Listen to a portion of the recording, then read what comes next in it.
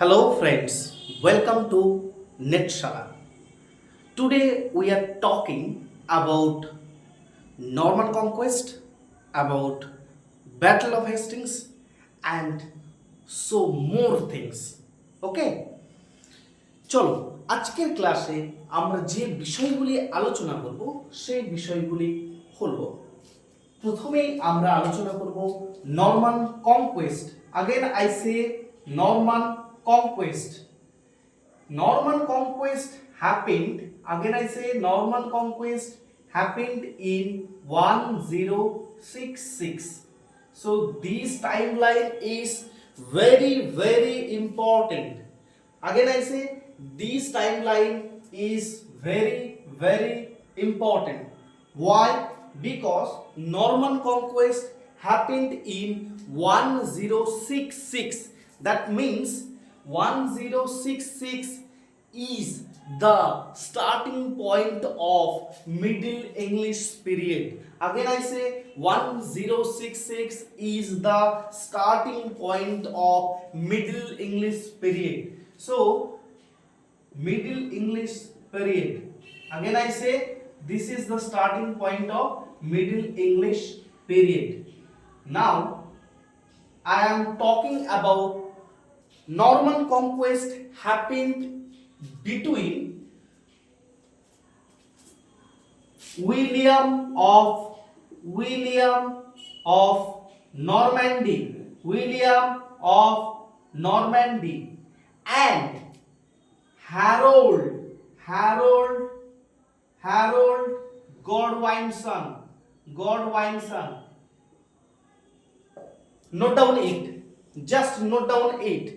1066 Norman conquest, and the Norman conquest happened between William of Normandy and Harold Godwinson.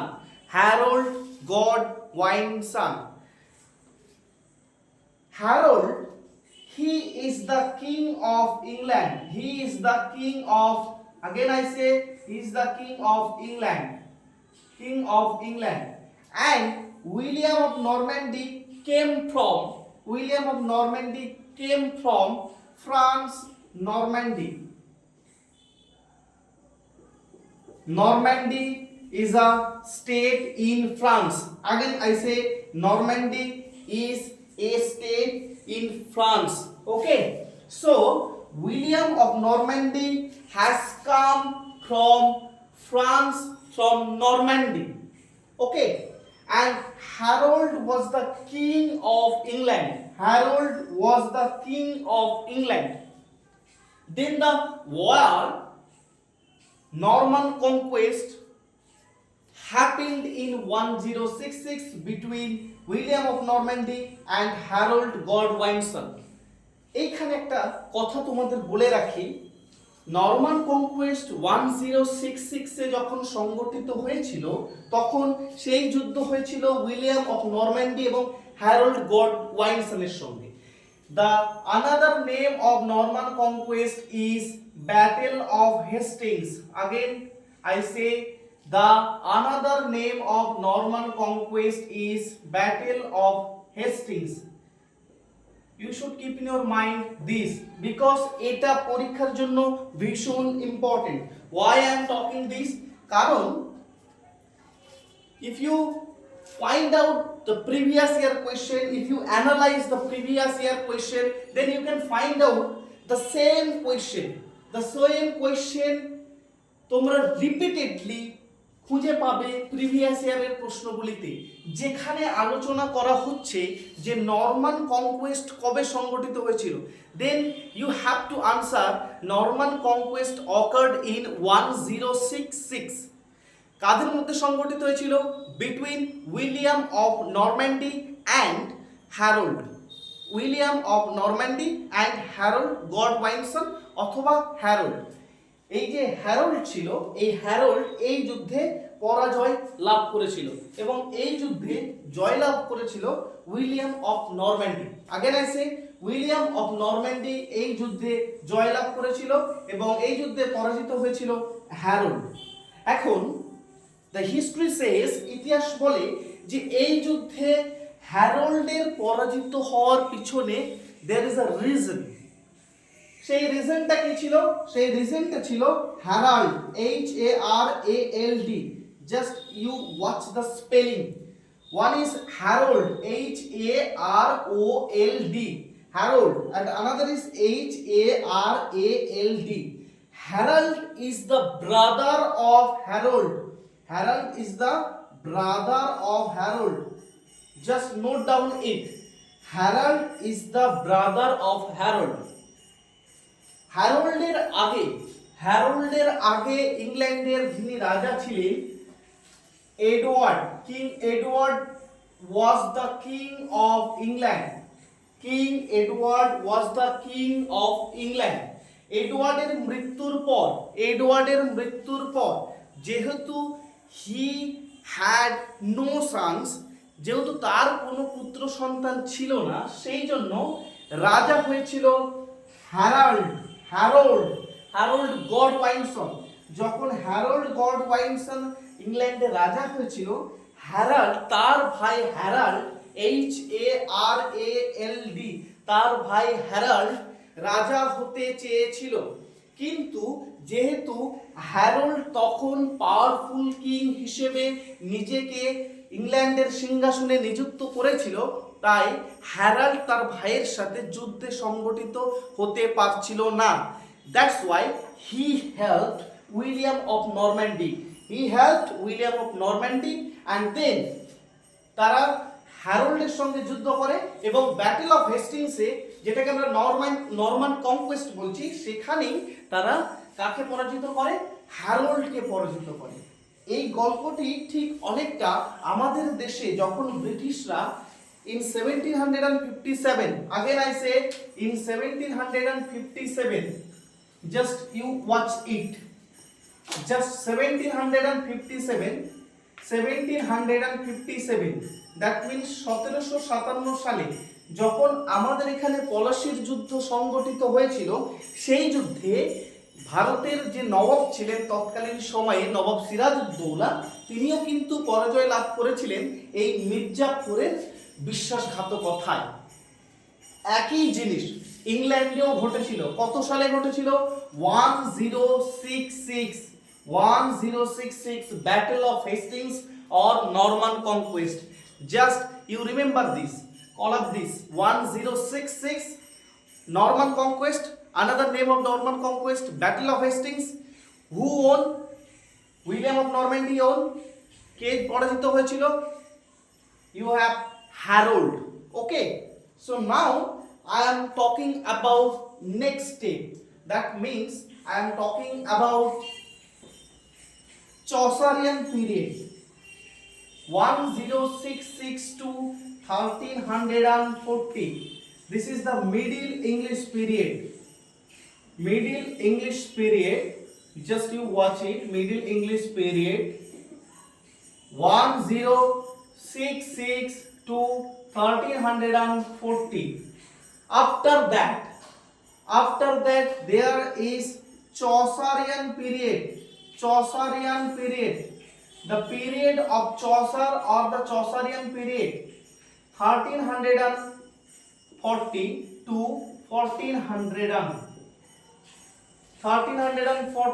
1400. So in these era 1340 থেকে 1400 খ্রিস্টাব্দে চসারিয়ান যে পিরিয়ডটা রয়েছে, we are actually discussing about Chaucerian period. যখন আমরা চসারিয়ান পিরিয়ডটা আলোচনা করব তোমাদের সঙ্গে, তোমরা একটু মাথায় রাখবে এই সময় আমরা চসারের লিটারারি যে কন্ট্রিবিউশনটা আছে সেই বিষয়ে আলোচনা করব এবং সেই সময়ই আমরা যে বিষয়টা আরো দেখব, সেই যুগে কিছু কিছু ইনফ্লুয়েন্সড হয়েছিল চসারের দ্বারা কিছু কিছু লেখক, আমরা তাদের নিয়ে পড়ব। সেক্ষেত্রে আমরা দুই ধরনের পড়ব, একটাকে বলবো ব্রিটিশ চসারিয়ান রাইটার অ্যান্ড আরেকটা রয়েছে Scottish Chaucerian writer. One is British, another is Scottish. Okay, then after Chaucerian পিরিয়ডের পরে তোমরা লক্ষ্য করবে আর একটা লম্বা সময় প্রায় 150 বছরের একটা gap which is called as the age of revival or the age of darkness, অনেকে এটাকে বলে the age of barrenness। তাহলে কি বললাম, চসারিয়ান পিরিয়ডের পরে আমরা একটা দীর্ঘ সময় লক্ষ্য করব যেখানে আমরা দেখতে পাবো প্রায় 150 বছরের একটা গ্যাপ। সেই গ্যাপটিকে আমরা নাম দিচ্ছি কি, the revival, age of revival অথবা চসারিয়ান পিরিয়ডের পরে, অর্থাৎ কন্টেম্পোরারি অফ চসারিয়ান পিরিয়ড আমরা বলতে পারি। সেই সঙ্গে সঙ্গে আমরা সেটাকে বলছি age of barrenness, age of darkness, অথবা সেটা আমরা বলছি এজ অফ রিভাইভাল। টাইম এক্সপেকটেশনটা তোমরা একটু লক্ষ্য করবে, 1400 থেকে 1550 অবধি, 1400 খ্রিস্টাব্দ থেকে 1550 খ্রিস্টাব্দ অবধি এই পিরিয়ডটাকে আমরা কি বলে থাকি, এটাকে আমরা বলে থাকি এজ অফ রিভাইভাল। আবারও বলছি, 1400 থেকে 1550 খ্রিস্টাব্দ অবধি এই সময়কালকে আমরা বলি এজ অফ রিভাইভাল। এই যে যুগটার কথা বলছি বা এই যে পিরিয়ডটার কথা আমরা আলোচনা করছি, এই লম্বা সময়ের মধ্যে যে দুটো যুদ্ধ সংগঠিত হয়েছিল, one is called 100 years war। again I am writing here 100 years war, 100 years war। আরেকটা যেটা সংগঠিত হয়েছিল, this is called 30 years war, যেটাকে আমরা বলবো war of roses. again I says war of roses. 100 years war যেটা হয়েছিল, সেই যুদ্ধ সংগঠিত হয়েছিল from 1337 to 1453, and the War of Roses happened during 1453 to 1455 to 1485। তাহলে কি বললাম, 1400 খ্রিস্টাব্দ থেকে 1550 খ্রিস্টাব্দ অবধি, অর্থাৎ from 1400 to 1550, এই লং পিরিয়ডের মধ্যে ইংল্যান্ডে দুটো বড় বড় যুদ্ধ হয়েছিল। As a matter of fact, সেখানে কোনো লিটারেচারের কোনো উৎপত্তি হয়নি, লিটারেচারের কোনো স্ট্রেস বা চিহ্ন মেলেনি। এর ফলে লিটারেচার, আর্ট, আর্কিটেকচার কোনো কিছুরই স্ট্রেস পড়েনি। কারণ যখন একটা দেশ আর একটা দেশের সাথে যুদ্ধে তারা লিপ্ত থাকে, সেই সময় সেই যুদ্ধে কিছু ক্রিয়েটিভ কাজকর্ম হয় না, এটা আমরা সবাই জানি। যেমনটা আমি কন্টেম্পোরারি যে পিরিয়ডটা আমাদের সময়কালের মধ্যে চলছে, সেখানে যদি আমি একটু তোমাদের সাথে শেয়ার করি তাহলে তোমাদের বুঝতে সুবিধা হবে। যেমনটা আমরা বলতে পারি, রাশিয়া ইউক্রেনের যে যুদ্ধটা চলছে, এই রাশিয়া ইউক্রেনের যুদ্ধে সেখানে যেহেতু যুদ্ধ বিধ্বস্ত একটা সময়কাল চলছে, সেখানে কিন্তু কোনো রকমের ক্রিয়েটিভ রাইটিং বা কিছু লেখালেখি চলছে না। এখন প্রশ্ন হচ্ছে, বাইরের জগতে কি চলছে না? অবশ্যই বাইরের জগতে চলছে, কিন্তু সেইখানে সেই ক্রিয়েটিভ, সেখানে সেই মানুষ যে লিখবে, তার সেই নিজের বাঁচার জন্য সে ছুটে বেড়াচ্ছে, এক কথায় যেটা আমরা বলতে পারি। সেক্ষেত্রে তারা কিন্তু লেখার দিকে অতটা এগিয়ে যেতে পারছে না। লিটারারি যে কন্ট্রিবিউশনস গুলো হয় সেই দিকে কিন্তু তারা ফোকাস দিতে পারছে না।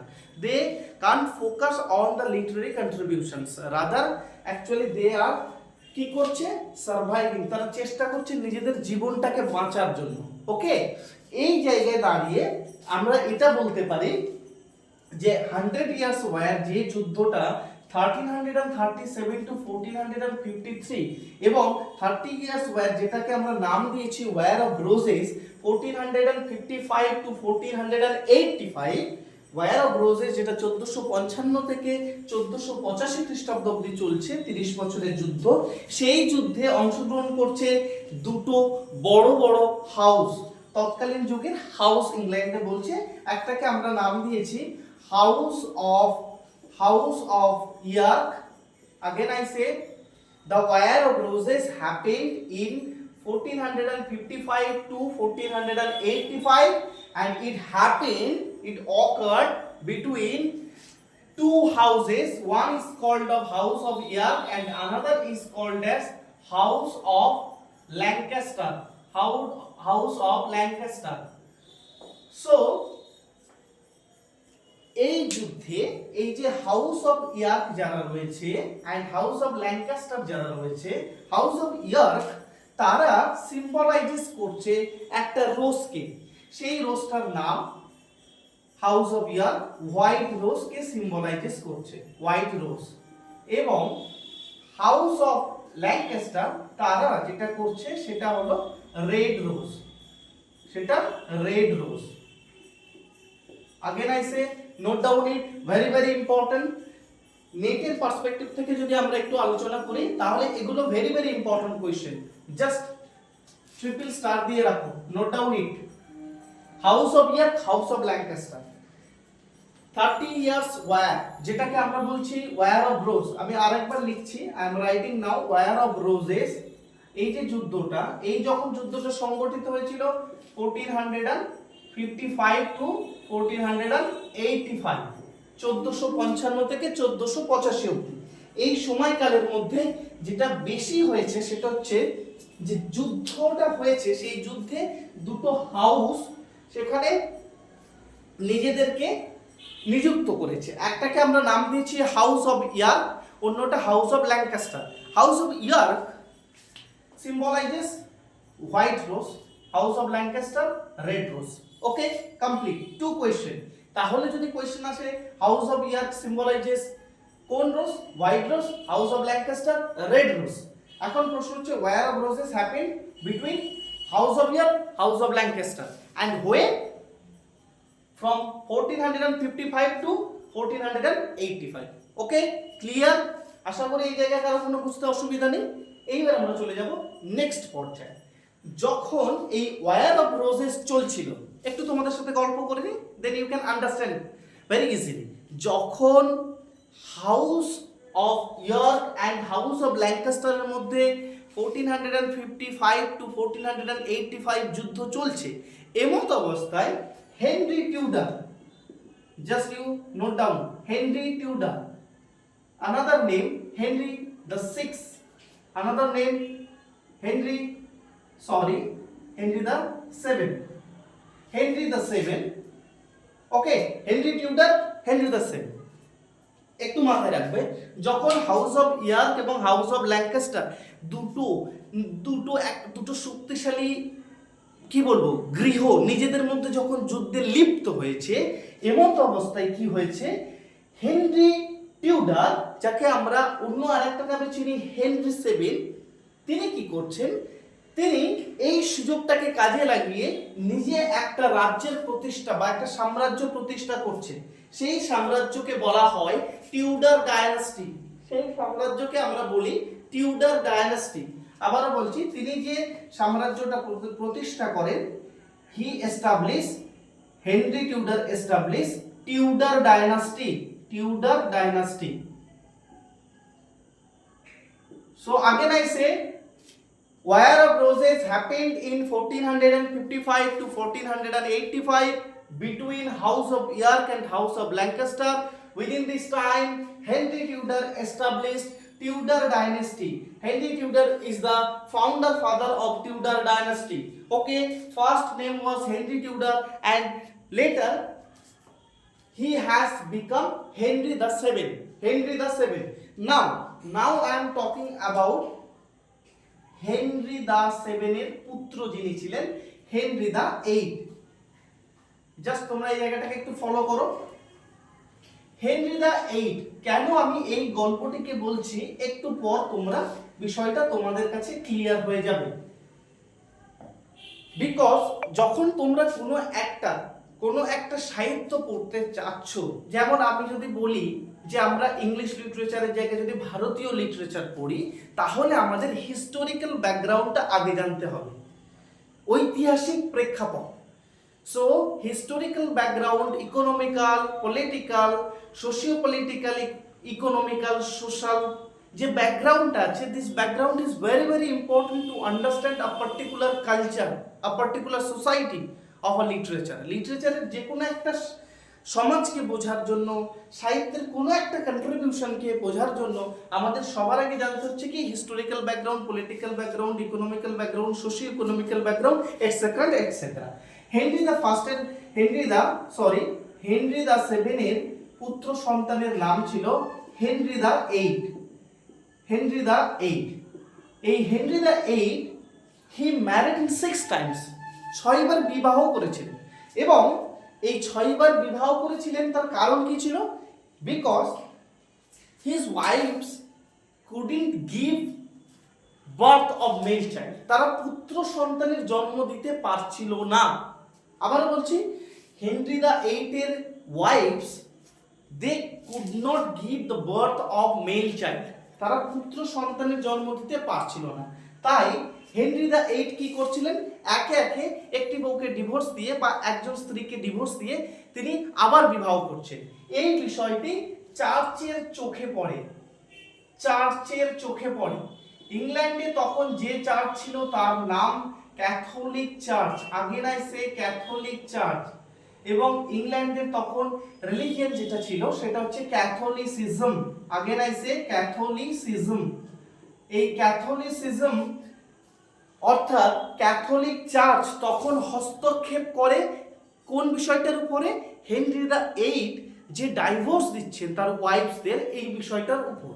এবং ক্যাথলিক চার্চ সেই সময় বলেন যে it is impossible for a man, একটা মানুষের জন্য এই বিষয়টা অসম্ভব, হি কুডন্ট, সে ইচ্ছে করলে সে ডাইভোর্স দিতে পারে না। কেন? কারণ ক্যাথলিক বাইবেল কি বলে? ক্যাথলিক বাইবেল বলে যে বিবাহ হচ্ছে একটা স্বর্গীয় অনুষ্ঠান, ম্যারেজ হচ্ছে একটা হিভেনলি সেরিমনি। ওকে, সেই জায়গায় যেটা ভগবান বলি বা ঈশ্বর বলি বা বিভিন্ন কিছু বলি, তারাই যে জিনিসটা আমাদের জন্য করে রাখে, সেইখানে আমাদের হাত দেওয়া বা হস্তক্ষেপ করা চলে না।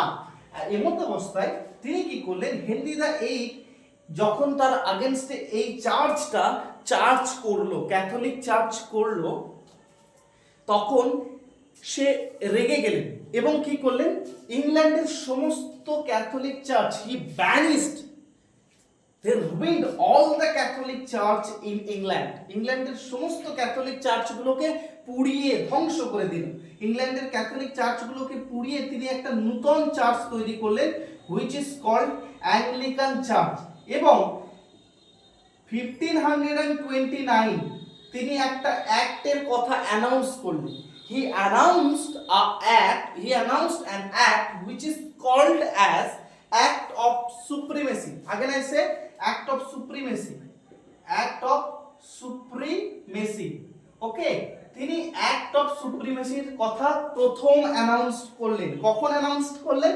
তিনি অ্যানাউন্স করলেন যখন তার বিরুদ্ধে ক্যাথলিক চার্চ, এই চার্চ জানে যে একজন রাজা কখনো সে তার ওয়াইফদেরকে ডিভোর্স দিতে পারে না, কারণ এটি স্বর্গীয় একটা ব্যবস্থাপনা।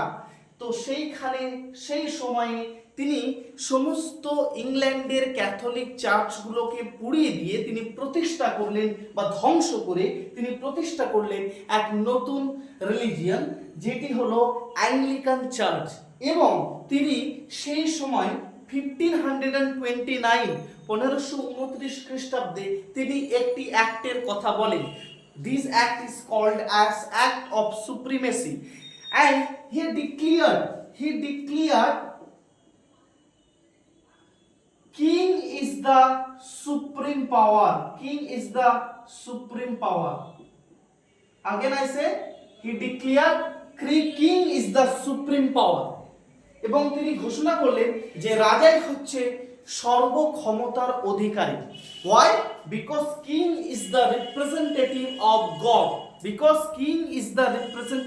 of God. এই মত অবস্থায় তিনি এইটিকে পার্লামেন্টে পেশ করলেন। এবং দ্য অ্যাক্ট অফ সুপ্রিমেসি, এটাকে অনেকে বলেন the first act of supremacy.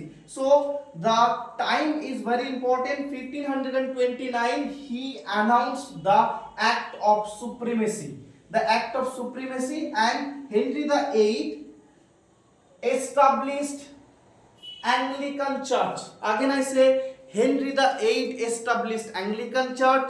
He banished, ruined all Catholic Church in England. Then he announced in 1529, he announced Act of Supremacy, and it was actually passed in Parliament in 1534. 1534, First Act of Supremacy. Again I say First Act of Supremacy. First Act of Supremacy. Just you note down it.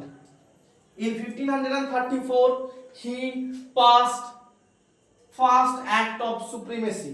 First Act of Supremacy.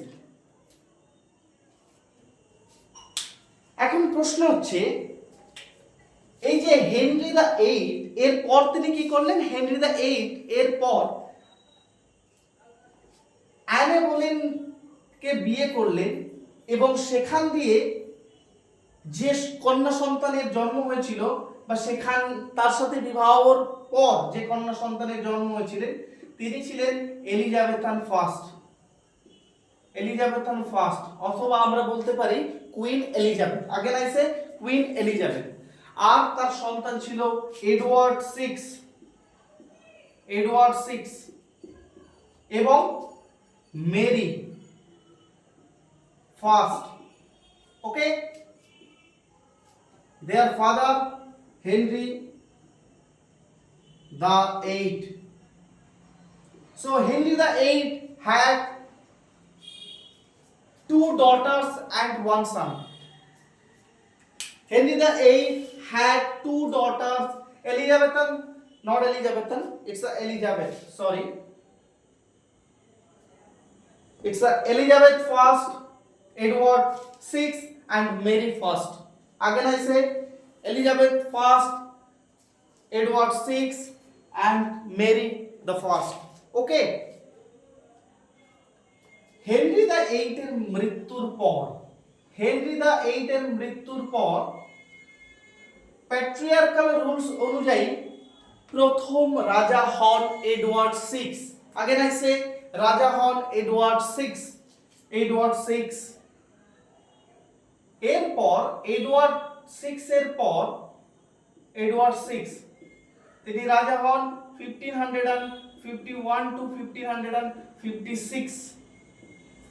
এরপর ইংল্যান্ডের দায়িত্বভার তুলে নেন Mary first. Mary first 1556 to 1558. Okay, then Queen Elizabeth. Then Queen Elizabeth, very important. Queen Elizabeth 1558 to 1603. Just note down 8. Edward 6, sorry, Edward 6, Mary first and Queen Elizabeth. Edward 6 1551 to 1556, Mary first 1556 to 1558, and Elizabeth Queen Elizabeth 1558 to 1603. Just note down 8. Just note down 8.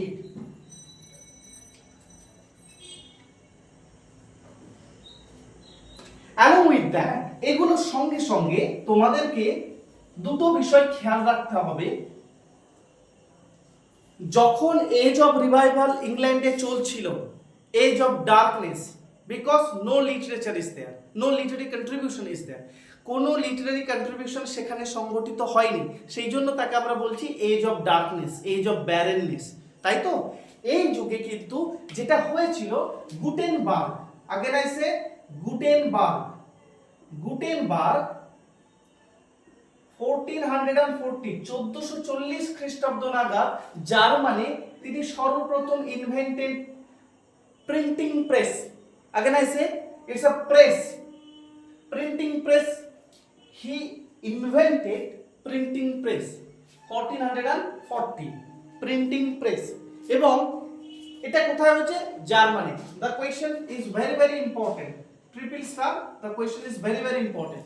1440 Gutenberg first printing press in German. Okay, in Germany first printing press Gutenberg invented printing press? 1440. Around 1440. Just you write down around. Okay. Next, for the first time in England, William Caxton, 1476, introduced printing press in England. William Caxton, 1476, introduced first printing press in England. This question is very important. This question is very important. You should keep in your mind. This question is really very important. Previous year question যদি তোমরা follow করো, then you can understand এই কোশ্চেনটা কিন্তু আছে. This question is really very important. Just write down William Caxton introduced first printing press in England. আমি আবারও বলছি, in England first printing press William Caxton. যদি জার্মানের ফার্স্ট প্রিন্টিং প্রেস বলে সেক্ষেত্রে কিন্তু তোমরা মাথায় রাখবে Gutenberg around 1440. Okay, in England William Caxton 1476. Next,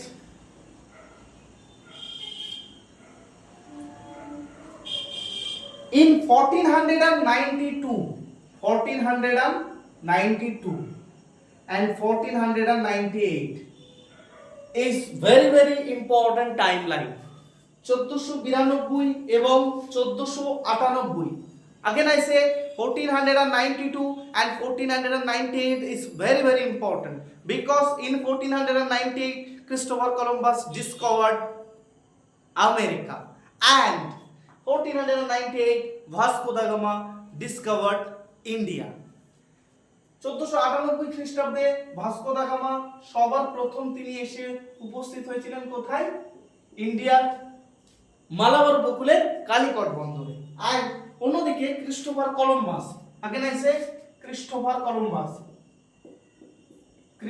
Columbus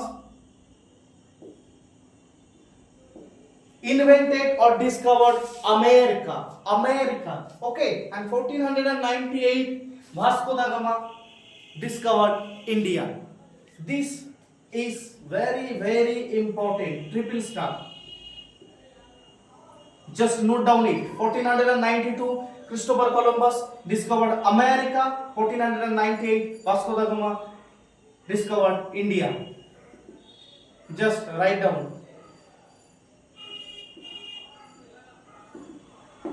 Okay.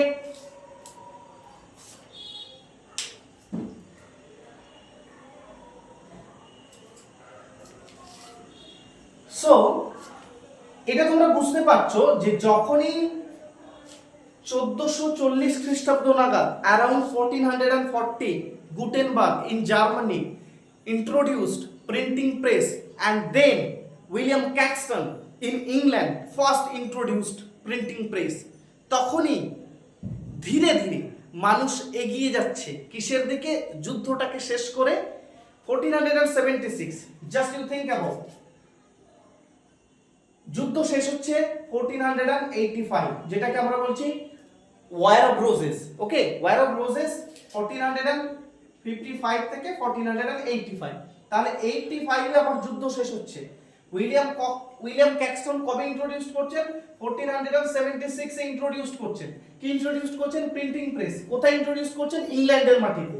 তাহলে 1485 থেকে যখন 1485 বা আমি বলতে পারি যে ইন 1485 যেহেতু যুদ্ধ শেষ হয়েছে, ধীরে ধীরে স্থিতি অবস্থা চালু হচ্ছে, ঠিক তখনই মানুষ কিন্তু ধীরে ধীরে তার যে পরিণতি হয়েছে, তার যে ফল হয়েছে, কেওসের ফল, তার যে রেজাল্ট, সেইটার জন্য কিন্তু মানুষ ধীরে ধীরে কিসের দিকে ট্রেন্ড নিচ্ছে? সেটা হচ্ছে লিটারেচারের দিকে। লিটারেচার আর কিসের দিকে? Art, architecture. সেই সঙ্গে এলিজাবেথান পিরিয়ডে বেশি যেটা দেখা গেছে, ঠিক তার আগে দিয়ে এটা শুরু হচ্ছে এবং এটা হাই পিকে সর্বোচ্চ মাত্রায় কখন ঘটছে? এলিজাবেথান পিরিয়ডে।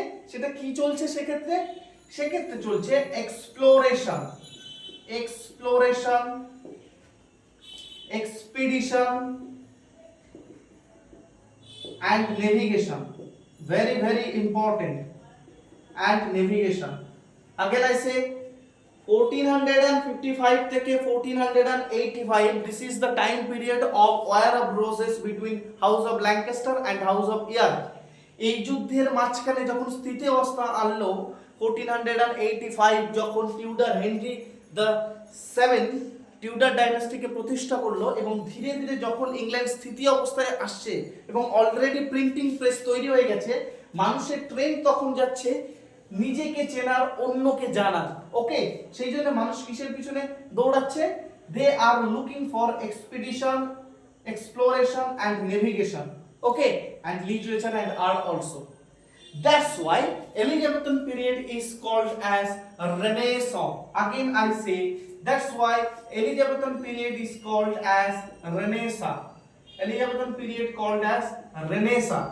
Renaissance, that means rebirth, rebirth, rebirth, rebirth of enlightenment, rebirth of knowledge. Okay, so just to think about why Elizabethan period is the golden period of English literature, or why Elizabethan period is called as the period of Renaissance.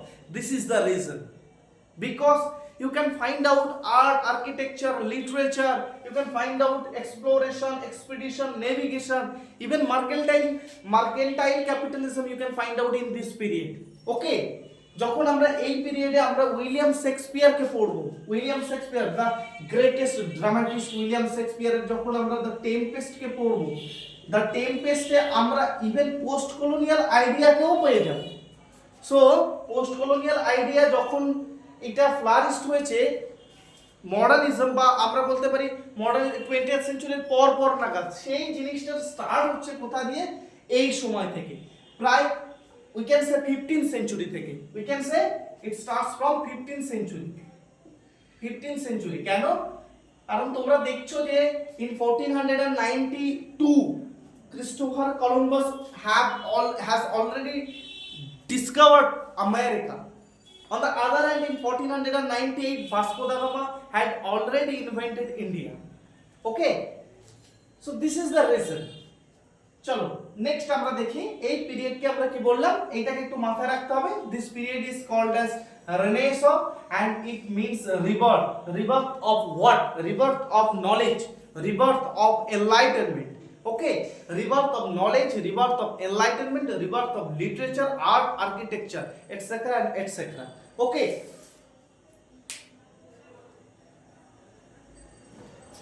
so now I am talking about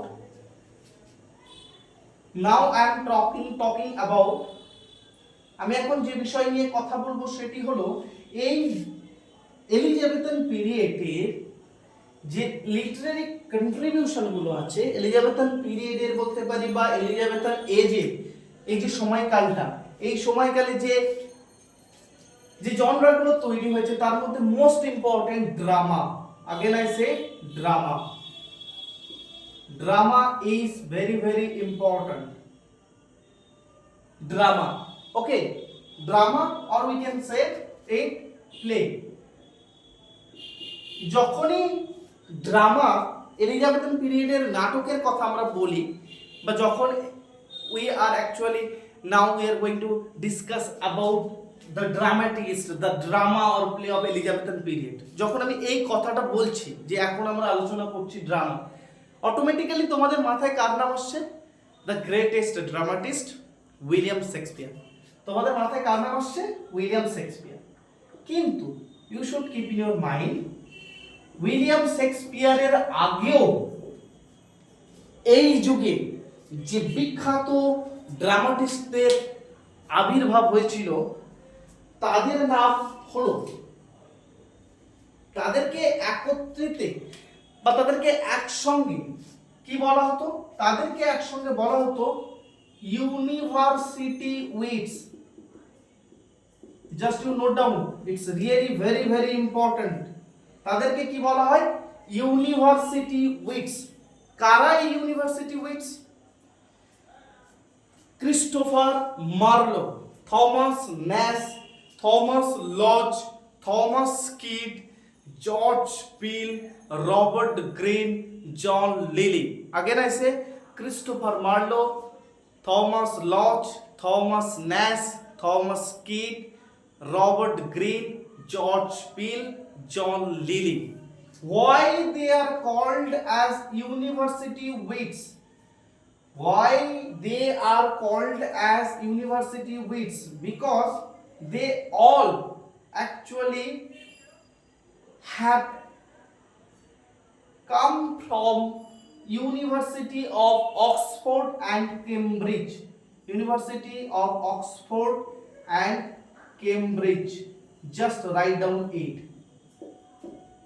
তাহলে কি বললাম, যখন আমরা Elizabethan এজের কথা বলি তখন আমাদের মাথায় সবার আগে যে লিটারারি কন্ট্রিবিউশনের কথা মাথায় আসে সেটি হলো, যে জনরার কথা মাথায় আসে সেটি drama.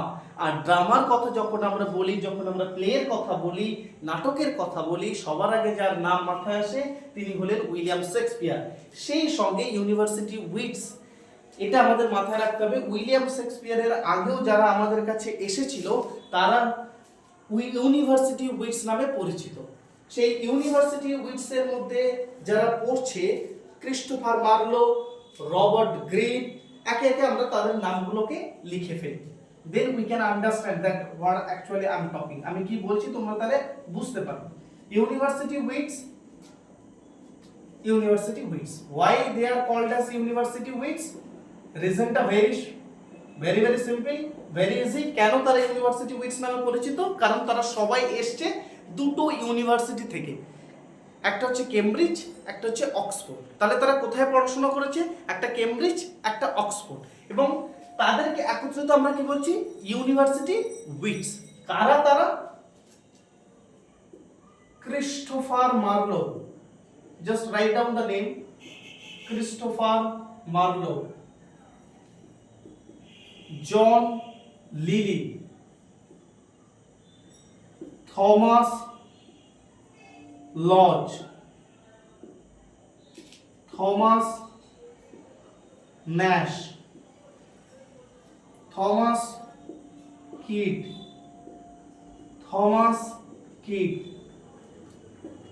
Robert Greene, George Peel. Just write down the name. Just write down the name. When we are talking about university wits, you should keep in your mind the 7 names: Christopher Marlowe, John Lilly, Thomas Lodge, Thomas Nash, Thomas Keith. Then you have Robert Greene, George Peel. Again I say Christopher Marlowe, Robert Greene, George Peel, John Lilly, Thomas Lodge, Thomas Nash and Thomas Keith. You should keep in your mind those names. Just write down, note it. Just write down and note it. These are really very very important. You should keep in your mind. It's really very very important. Thomas Lodge, Robert Greene and George Peel. Just you should keep in your mind. Again I say Thomas Lodge, Robert Greene, George Peel.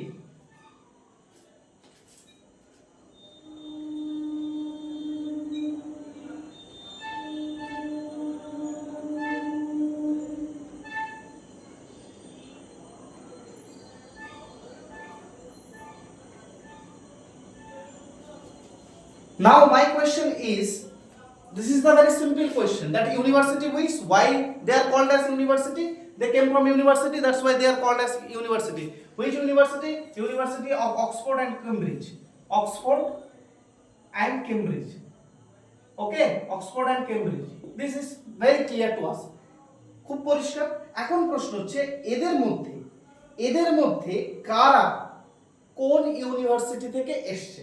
একটা মাথায় রেখো, Thomas kid কোন university থেকে আসে. প্রশ্ন হচ্ছে Thomas kid, এদের মধ্যে থমাস কিড কোন ইউনিভার্সিটি থেকে আসবে? তার মানে সে না আসছে অক্সফোর্ড ইউনিভার্সিটি থেকে, না আসছে কেমব্রিজ ইউনিভার্সিটি থেকে. আগে না আসছে, না আসছে অক্সফোর্ড ইউনিভার্সিটি থেকে, না আসছে কেমব্রিজ ইউনিভার্সিটি থেকে. কিন্তু why he is called as university wits? Because of writing skill.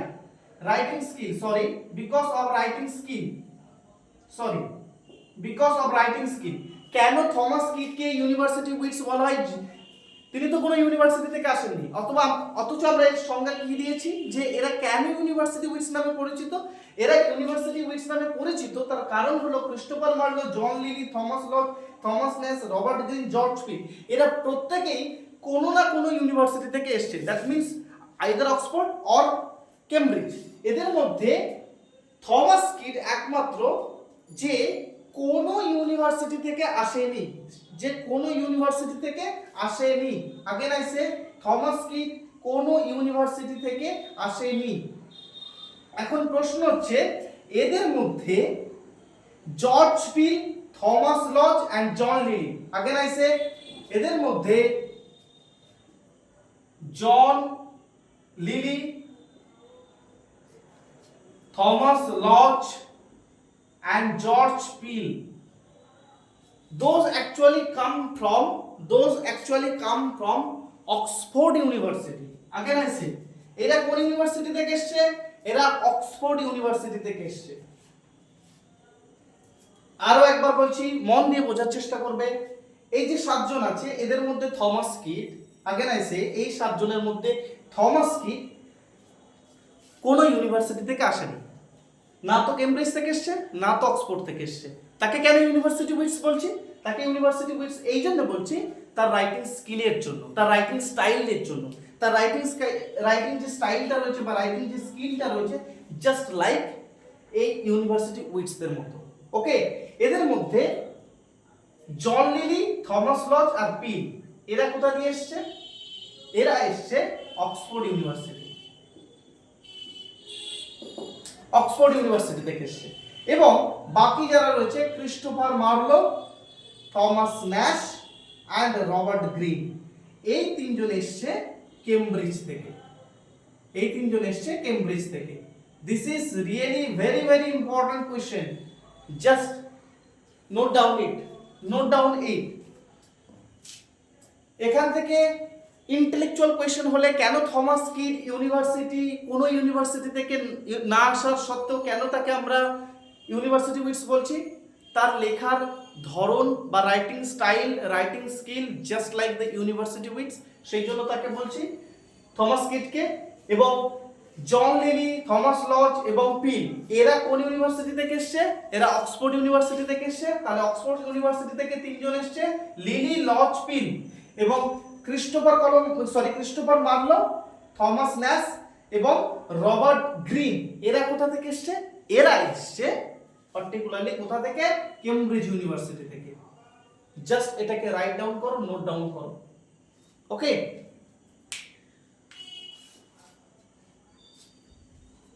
এই প্রসঙ্গে আরেকটা বিষয় আমি তোমাদের একটু বলবো, why Thomas Kyd is very very important. Thomas কিডের একটা লেখা আছে, আমরা যখন ডিটেল আলোচনা করব এলিজাবেথান ড্রামা, তখন প্রত্যেকটা ড্রামাটিস্টের প্রত্যেকটা নাট্যকারের কোন কোন লেখা ইম্পর্টেন্ট, কোন কোন লেখা নেটের জন্য ইম্পর্টেন্ট, কোন কোন লেখা আসতে পারে, এতদিন যাবত যে সমস্ত প্রিভিয়াস ইয়ারগুলোতে যে প্রশ্নগুলো এসছে আমরা সেগুলোকে কাটাছেঁড়া করব। কেমন? এখন আমাদের যেটা কাজ, এই কোয়েশ্চেনটা is very important, that is Thomas Kyd. Thomas Kyd লিখছেন Spanish tragedy. Again I say it's a Spanish tragedy. এই ট্র্যাজেডিটা it is just like revenge tragedy, এবং এই স্প্যানিশ ট্র্যাজেডির মধ্যে দিয়ে রিভেঞ্জ যে আইডিয়াটা, রিভেঞ্জ যে ধারণাটা, সেটা কিন্তু প্রথম থমাস কিড দিয়েছেন। এবং এটি ইনফ্লুয়েন্সড করে কাকে? ইট influences William Shakespeare, and William Shakespeare was greatly influenced by Thomas Kyd's revenge tragedy and wrote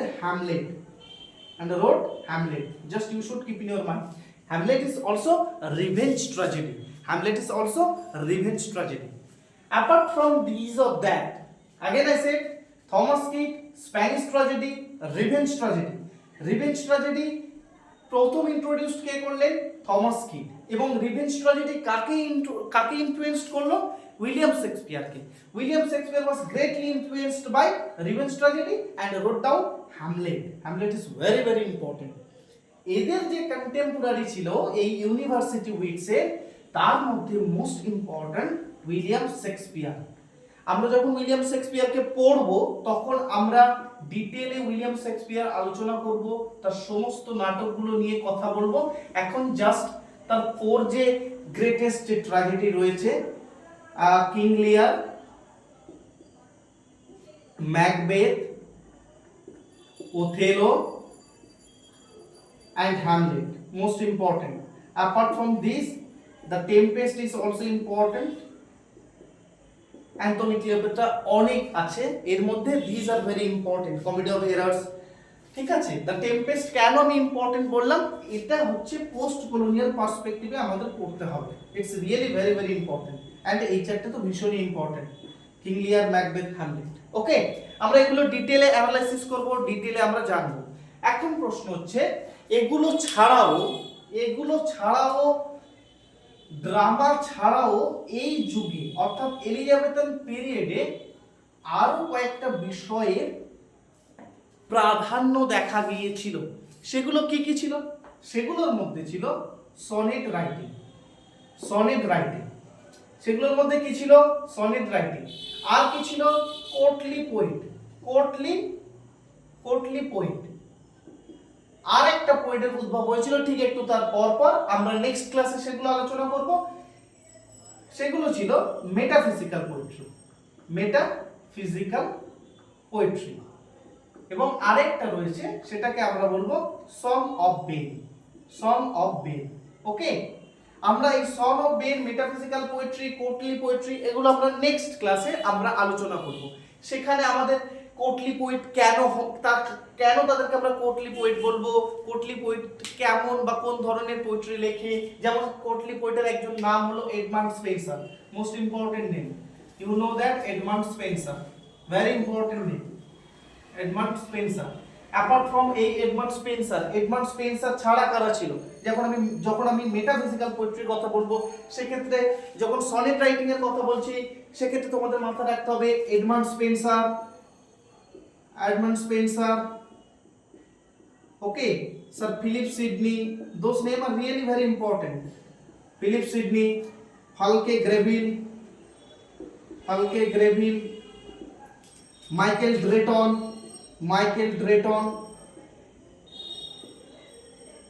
Drayton, and William Shakespeare is very important, you know that. William Shakespeare, just note down. এগুলোর সঙ্গে সঙ্গে আমরা পড়বো কি, courtly poet পড়বো, Edmund Spencer পড়বো, metaphysical poetry পড়বো। ওকে, metaphysical poetry যখন আমরা পড়বো, সেটাকে আমরা ভাগ করবো যে meta and physics.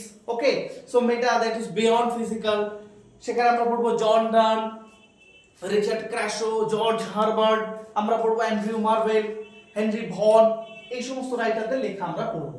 Okay, so today I am talking about only sonnet. যখন আমরা সনেটের কথা আলোচনা করব, যে সনেট কি, সনেট কোথা থেকে এসছে, আমরা শুধুমাত্র সনেটের উপরে একটা সিরিজ বানাবো। যেমন আমরা চসারের উপরে একটা সিরিজ বানাচ্ছি, this is very very important, this series is called as Chaucerian series. এবং সেই সঙ্গে আমরা আরো পড়ছি সনেট, সেখানে আমরা ডিটেল সনেট আলোচনা করব, এলিজাবেথান সনেট। আজকে এই অবধি।